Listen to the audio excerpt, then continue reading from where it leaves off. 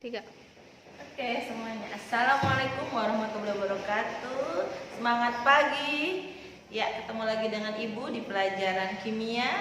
Oke, kemarin kita mempelajari peranan kimia dalam kehidupan. Ya, hari ini kita akan mempelajari materi dan perubahannya. Oke, peranan kimia dalam kehidupan sudah jelas ya. Produk kimia itu bukan hanya yang bahan beracun, tapi bahan yang bisa kita gunakan banyak manfaatnya, apalagi di bidang-bidang lain ya dimanfaatkan. Oke, langsung saja materi hari ini, materi dan perubahannya.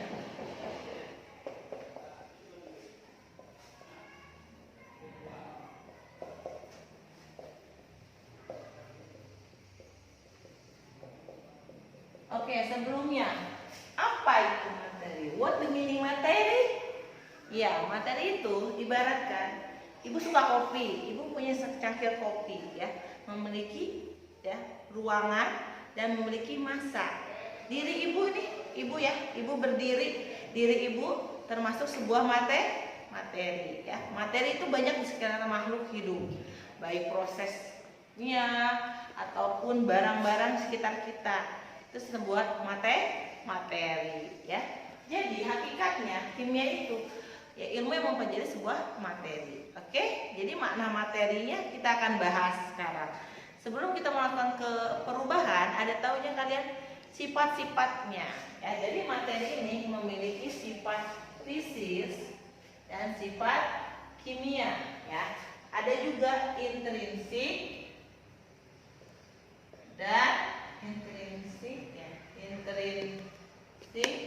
ekstrinsik. Oke, nah di sini fisis. Ya, ibu memiliki sebuah paku.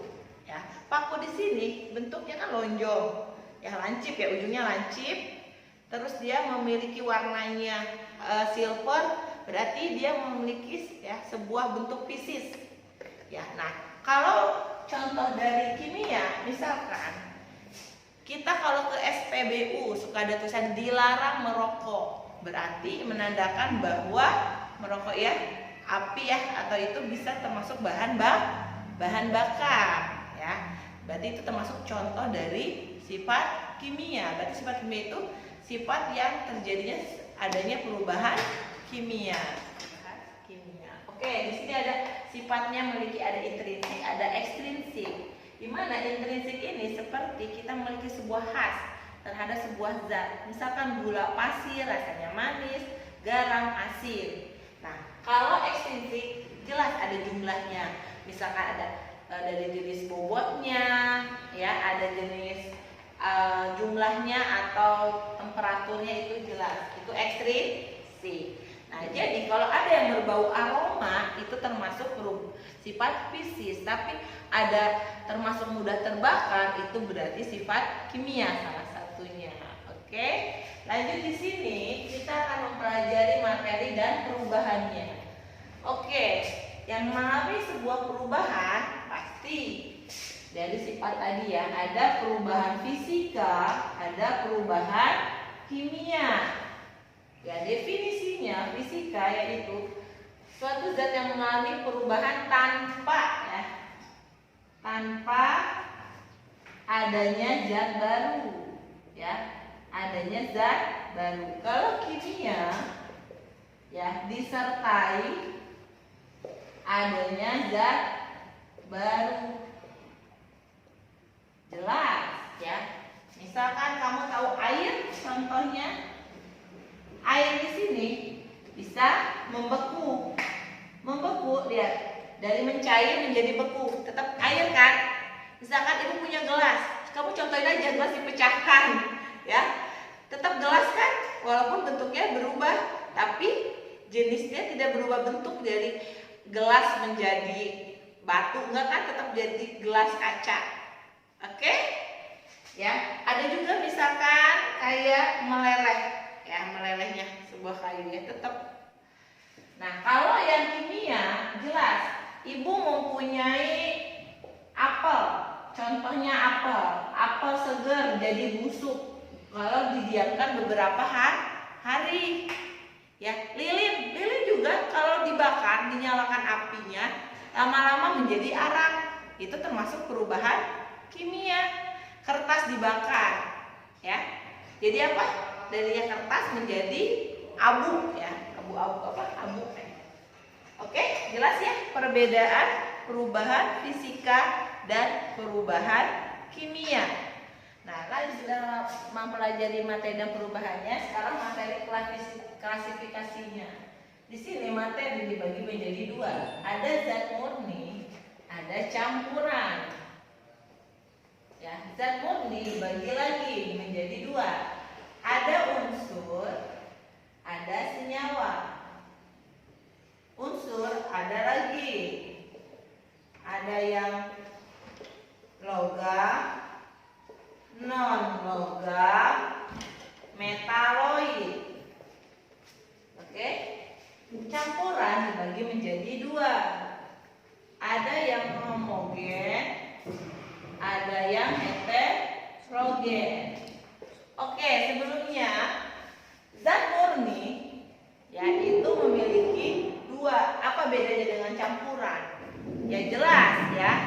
Kayak misalkan air dan kopi, air gula. Beda ya. Air satu jenis, air gula berarti ada dua jenis. Itu dasarnya saya sudah bisa membedakan antara zat tunggal dan campuran. Nah, di sini kita bahas dulu unsur. Unsur itu ya terbagi menjadi ya satu jenis saja. Misalkan unsur hidrogen H. Ya. Kalau senyawa dari hidrogen ada oksigen, ini unsur, ada dua unsur. Kalau digabung ya hanya ada dua tambah O, berarti menjadi air H2O. Ini termasuk senyawa, ya. Senyawa berarti terdiri dari dua unsur atau lebih. Oke, dasarnya saja ya. Nah, di sini kalau campuran itu terdiri dari dua jenis. Ada pelarut, ada terlarut. Misalkan tadi pelarutnya air, terlarutnya gula yang lebih banyak. Air ditambah gula jadi air gula, itu termasuk campuran. Nah, campuran di sini memiliki dua jenis. Ada yang homogen, ada yang heterogen. Apa bedanya homogen? Misalkan kamu lihat contohnya, ya, air gula homogen ya. Apabila dia disatukan akan menjadi satu, tidak ada endapannya. Oke? Kalau heterogen, misalkan kopi Lio, kan Lio dedek ya, ada dedeknya. Nah itu. Ya contohnya kopi Lio, kecuali kopinya kopi Nescafe, nggak ada dedeknya, itu berarti termasuk homogen ya. Jadi terlarut dan pelarut menjadi satu kesatuan. Tapi kalau heterogen adanya endapan. Gimana tadi pelajaran yang Ibu sampaikan? Semoga paham ya semuanya. Dan tetap semangat belajar di rumahnya. Semoga kita bisa tetap muka langsung ketemu Ibu yang baik hati ya. Oke, tadi jangan lupa ya, kalau yang namanya homogen apa? Air dengan alkohol itu homogen. Tapi kalau air dengan pasir jelas itu heterogen. Oke, semoga bermanfaat. Tugasnya ntar ada di e-learning dan materinya kalau belum paham ada di buku paket ya yang Ibu sudah kasih, dan bisa lewat WA juga. Terima kasih. Wassalamualaikum warahmatullahi wabarakatuh.